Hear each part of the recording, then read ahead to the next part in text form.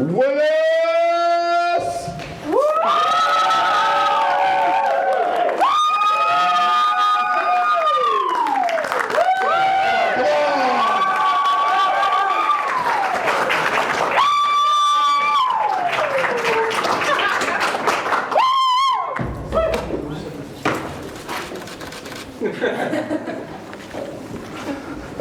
Hello, Bristol. It's lovely to be back. Thank you very much. I'll just adjust the mic. Whose mic? This one here. It's lovely to be back in the West Country, actually, because I grew up in the West Country. I was born in Taunton, just down the road. Yeah. The thing I miss about the most about the West Country is this saying: "It'll be all right, mate. Get bus through there." It'll be all right. You get bus through there. Yeah. It'll be all right, mate. Get bus through there. And that, for the uninitiated in the audience, is where you get something quite large through a really tiny gap. Anyway, here's a poem. Here's a poem about my cardigan. It's called My Cardigan. The thing I really like about my cardigan, without a shadow of a doubt, is you can't accidentally put it on inside out. Unlike a jumper. Thank you. Any cheese fans in today? Excellent. This one's for you. It's called Cheese. I'm in the supermarket looking at the cheese, and like a forest full of trees, there's a lot of different cheeses. A cheeseborg smorgasbord. Of fresh, soft, fresh, firm, semi-soft, semi-firm, hard, soft, semi-hard, firm. Innuendo-rife marketing hype for the describing of cheeses by type.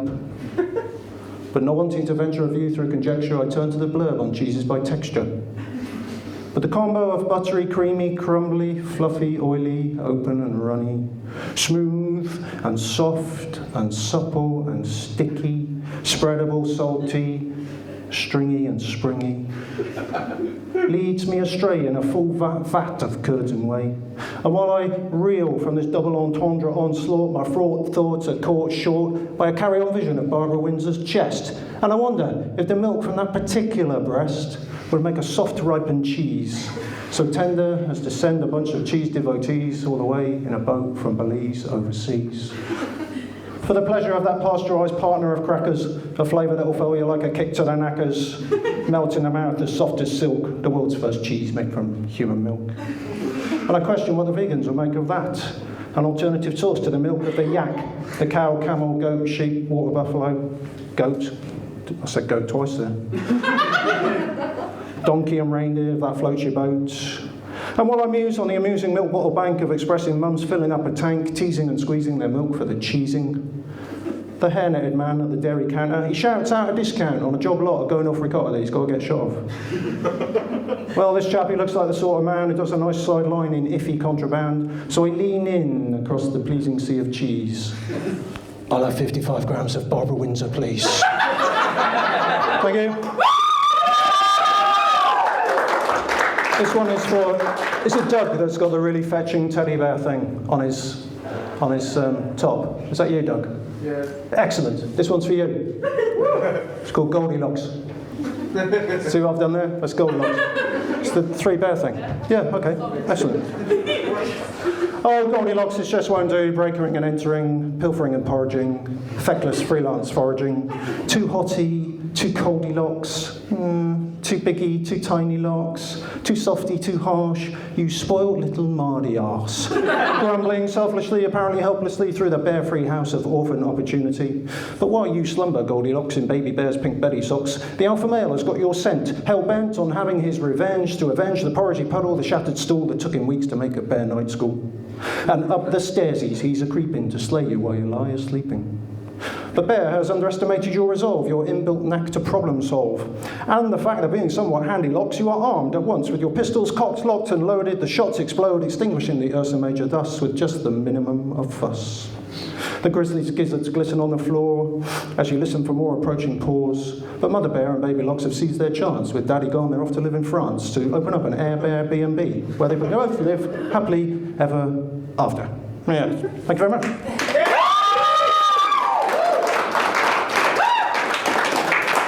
There's a bit more about my cardigan. It's called More About My Cardigan. The thing I really like about my cardigan is that when it's warm I can open the buttons down the front of it and generally waft it about a bit. Yeah, you can't do that with a jumper. I'm going to do some quick fire poetry now. Quick fire. Are you ready? Here we go. Passion killer. If you're going to impress on your big night out, when you're in with a chance, when you're in with a shout, from experience, just do a quick double check that you haven't put your pants on inside out. Okay, this one's called Car Park. I'm parking my car in the car park, the park for cars, but it's a little bit sad. There's no swings, no slides, just roundabouts. This one's called Jaws. My daughter's just got braces, so now we call her Jaws, which might seem somewhat racist, but it keeps us amused. This one's called Doggy Do. I'm doing the doggy do jive, the shitty shoe shuffle, because I've got doggy poo on my shoe. The only way to make me feel better is to lead your Irish setter to stand in some of my poo, too. Touche, I say. It's a sporting poem. It's called Table Tennis. No matter what your mates might say on a Friday night down the pub after 10 pints of snakebite, it's unlikely you'll be able to play tennis with a bedside table. Okay, this is for you tea snobs out there. This is called Teabag. Teabag, you're just too square, and even when you're round, you're just too cheap, 80 for a pound. You're just common, so unappealing. Let's face it, you're just not loose-leaf organic Darjeeling. History one. It's called Richard III. I went to Leicester Polytechnic. No, I didn't. I went to Polytechnic in Leicester. If you do that the other way around, it doesn't work then at all. I'll start that again. It's good though. I like it. Richard III. I went to Polytechnic in Leicester, and it turns out that for one whole semester, I was walking over Richard III on my way, ironically you might say, to my lectures on the limitations of the English monarchy in the latter Middle Ages.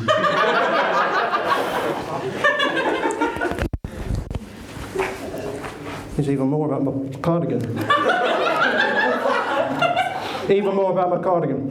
The thing I really like about my cardigan is that when it's seen better days, you can reuse and recycle the buttons in hundreds of different ways. There are no buttons on a jumper. Okay, a little bit more serious now. It's called Titanic. A cold, clear night, full steam ahead into a brave new world. Indestructible, unsinkable, nature tamed. The picture postcard of the future, cruising into history, cruising into infamy.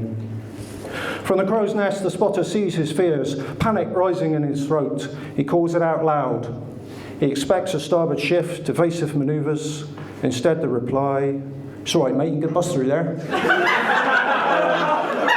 Okay, a couple of quick normal poems now. This is a haiku. Haiku, yeah. This is called Naughty French Haiku. My wife likes it blue, so does her twin sister too. Ménage à trois, nice.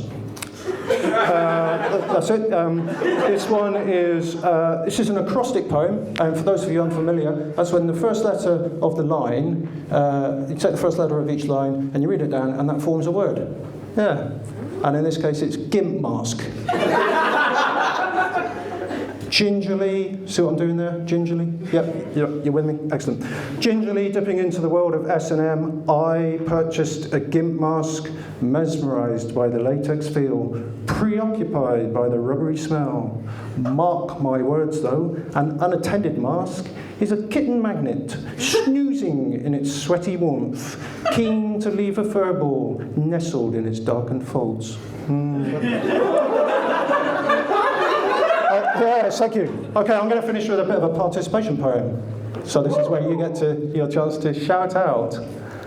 Anyway, this one is called Fat Balls, okay? And that's your line, Fat Balls. Fat balls. Fat balls, excellent. Fat balls. And it comes at the end of every line after the word my, which is the bit that I say. So it's like blah, blah, blah, blah, blah, my. Fat balls. Excellent. You're with me.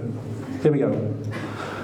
There's nothing I like more than hanging out my Fat balls. delicious dangling dumplings, my Fat balls. tasty, tempting tidbits, my Fat balls. attracting all the birds from far and wide, my Fat balls. But yesterday, a squirrel got on my Fat balls. he chewed through the stringy sack of my Fat balls. and now my Fat balls. are flat balls. Thank you very much indeed. I've been Willis the Poet, you've been the audience.